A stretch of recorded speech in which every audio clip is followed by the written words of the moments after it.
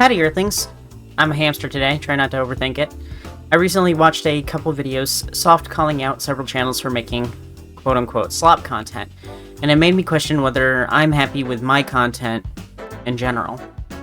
Slop is a kind of content that is made to make money quick over the artistry of making videos. Slop can be covering the news before all the facts are out, it can be drama content, it can be focusing on what's trending, it can be reporting on every little thing regardless of whether it's something the creator actually cares about making. It's often drawn out as long as possible to fit into YouTube's preference for long-form content. It's also anything AI.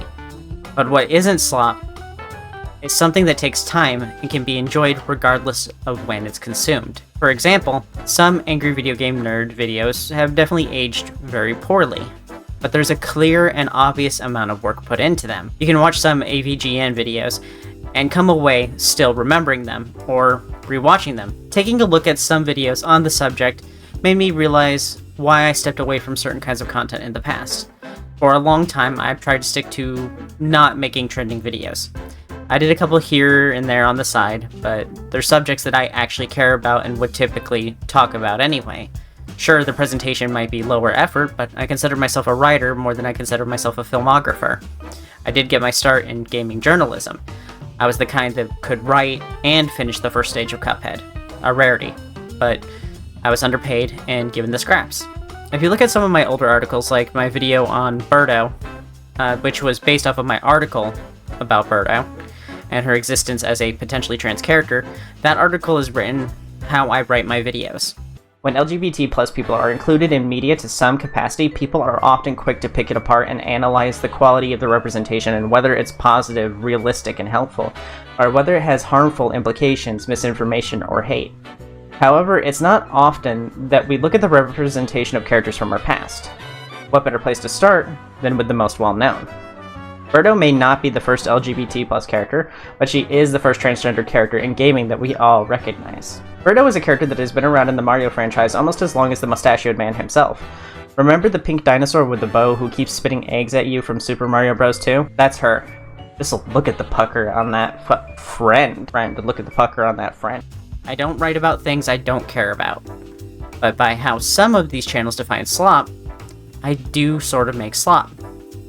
My commentary stuff, of course, uses gameplay videos instead of a lot of visuals, but a lot of my videos don't do that unless it's actually relevant. I've always posted videos on my main channel with the intent for them to be evergreen content. Content that you can watch regardless of the year or season and still have a valuable experience. But I've never gone hard on editing. It's a matter of time and attention span. I can't sit down and edit the same video for an entire month. I also can't afford to have someone else do it for me. Slop content has clearly visible little to no effort.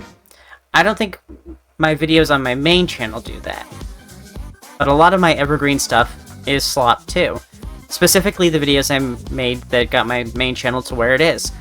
I used to make original species videos. Original species are imaginary creatures that are made with the intent for the audience to make characters of. You're probably aware of protogens.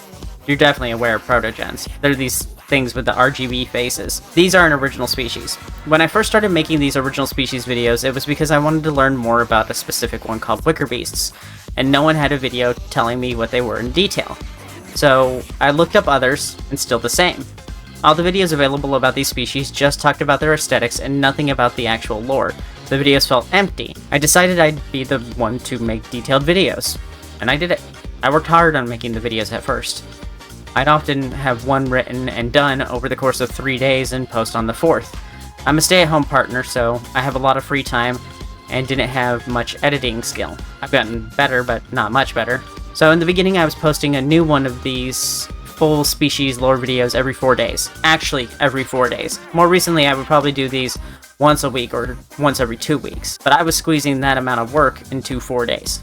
And it was really draining on me and my relationship. My partners were not happy that I was spending all my time working on YouTube, even if it was leading to cheddar. Not a lot of cheddar, just some cheddar. Part of why it was able to be done so rapidly, though, was because all these species had all of their info in one place, and all I had to do was read through it and write it again in my own words. This meant not needing to actually research anything, not like real digging around research, because conveniently these species have all their information in one place. The only video in this time frame that I liked was the worm on a string species video, because it was highly creative from me.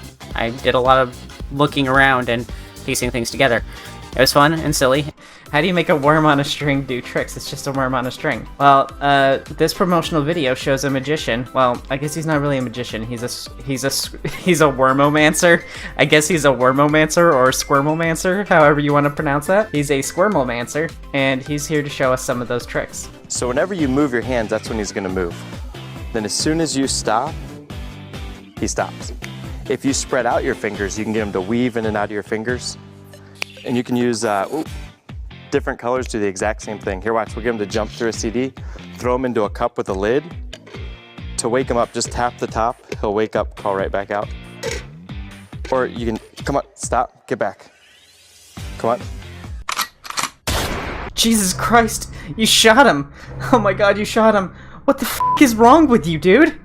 He was just trying to live his life, and now his wife and kids are gonna go hungry. Now he's really gone. Just kidding.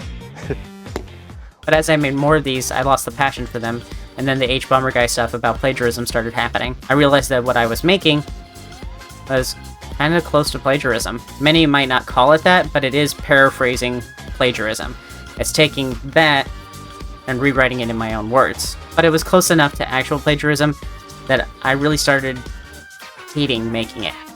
Even if the creators were happy to have me make these videos, some even paid me to do it or requested me to make the videos for them, it still felt wrong doing it. Looking back, I was probably making slop. The entirety of my content hinged on the work of others. I didn't earn those subs. I never even wanted to make furry content. I did it because I thought I had no other choice after failing to get out of the 1K subs hell for a decade. I made drama videos about some of these species too, and my work didn't make those videos good. A part of me is very annoyed that my most successful video is just another video spewing the same junk about Zosh that everybody knew 5 years ago. A sizable chunk of my success is owed to someone who many people would call a pedophile. This hit me, and I decided I needed to make videos that I'm actually proud of, my own work. Something where if a stranger found out I made videos in public, that I wouldn't be embarrassed to tell them my channel name. I used those species videos as a springboard to learn editing so that I could make better videos about the stuff that I actually wanted to make. I knew I was producing what I considered garbage even if others wouldn't say it is. I feel horrible for stopping, but I would have felt worse for doing it even longer. Someone once said to me, "All you do is copy a Wikipedia page," and that stuck with me. Of course, they're just a hater, and I'm not getting original species info off of a Wikipedia page, but it stuck with me all the same. So I started making these videos like the one about the U-Draw tablet. That one took a lot of work to make. The Wario Land 4 video, that took a lot of work to make.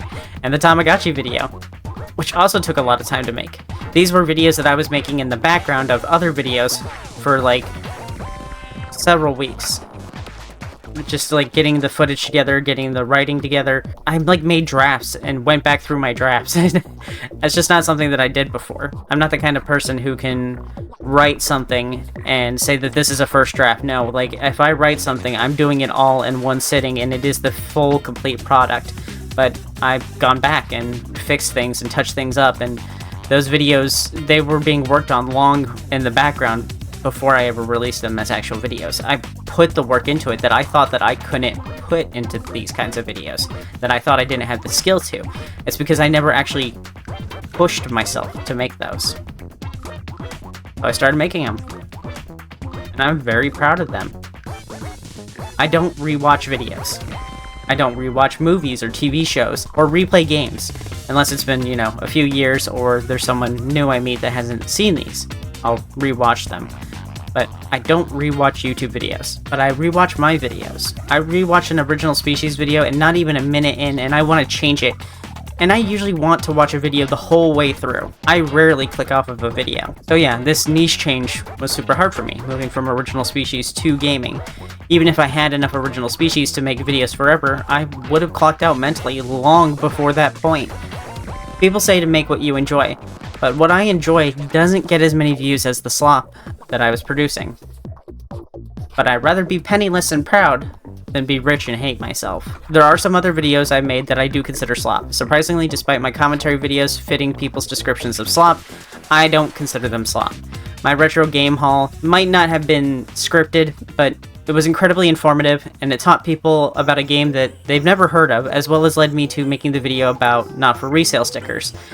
The couple of news commentary I did here and there might have been slop, but I did take the time to write the script as well as research the topic, and it's something that I actually cared about. I was very careful to not spread misinformation, but I did use gameplay as the background. Same here. I wrote this all as a script, pouring out my personal feelings and thoughts in a way that makes me vulnerable. Art is about making yourself feel vulnerable. It's putting your heart to canvas and exposing yourself to an audience regardless of whether they'll enjoy it or not. They might even openly hate it and talk crap about it.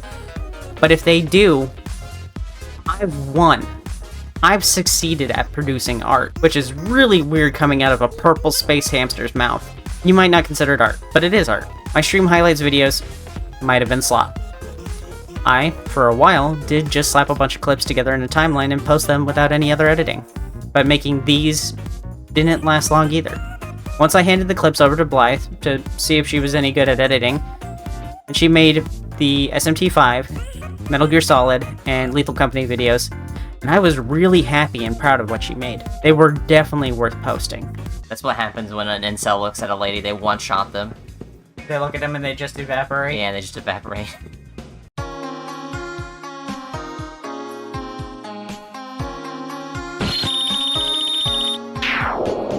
She put real work into these, and she took weeks to make them.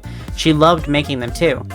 Unfortunately, what we love doesn't always get the attention it deserves, and her interest in making those has dropped. Aside from the highlight videos, there isn't a single video I didn't research before making it. Sometimes there's work that goes on behind the scenes that you can't actually see in the final product. I guess the important thing is being able to identify the slop and then stopping yourself from making it. I wasn't enjoying making Original Species videos, even if it's how most of you found me. I also don't regret making them. Many of you said how much you love them and that you're rewatching them, and that's awesome. A lot of people say educational stuff isn't slop. And yeah, I made educational stuff. Not anything that most people would care about, but it wasn't mindless YouTube pop culture or drama of the day. So do I make slop? Did I make slop? I don't know. I know what videos I'm proud of, and that's the new stuff, even if less people watch it. If I'm proud that I made it, does that mean it's not slop? Sounds like I'm having an existential crisis, but honestly, don't think I give a shit either way, as long as I like what I made.